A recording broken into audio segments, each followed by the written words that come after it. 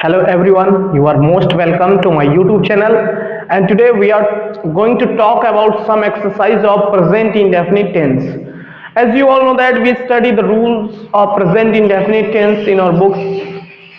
In the same way, there are some examples that I would like to practice with you all.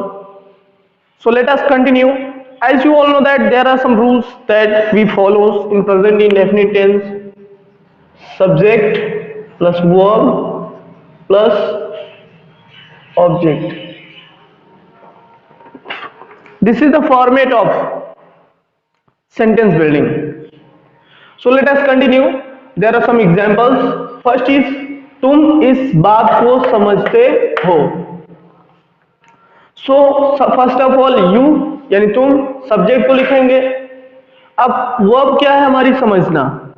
Understand this topic और matter. तुम इस बात को समझते हो. You understand this topic. Next, Bharat चाय का निर्यात करता है. भारत यानी चाय को दूसरे देशों को बेचता है.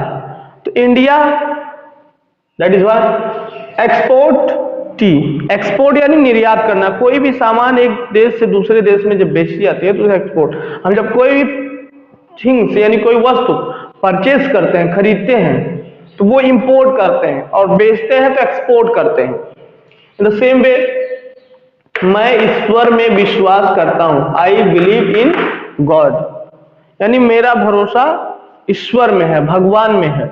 नेक्स्ट, वे लड़के कोशिश करते हैं. वे लड़के तो those boys try. Those boys try. ऐसा होता है. अब जब सब में देखे ता है, ती है यानी प्रेजेंट इंडेफिनिट टेंस है. ऐसा होता है, इट हैपेंस.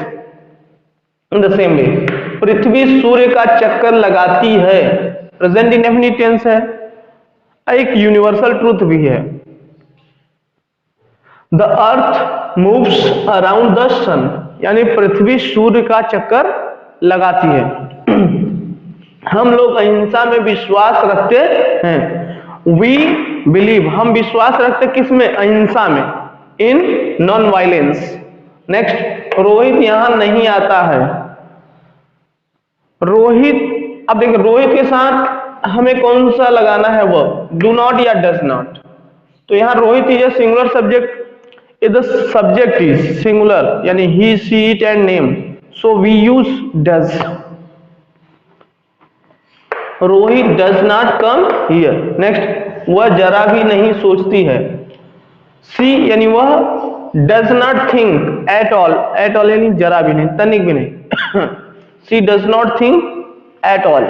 नेक्स्ट, तुम सच नहीं बोलते हो यानी आप झूठ बोलते हो. यू टेल लाई ऐसा भी कर सकते हैं, लेकिन यहां हमें करना तुम सच नहीं बोलते हो. You do not speak true. You do not speak true.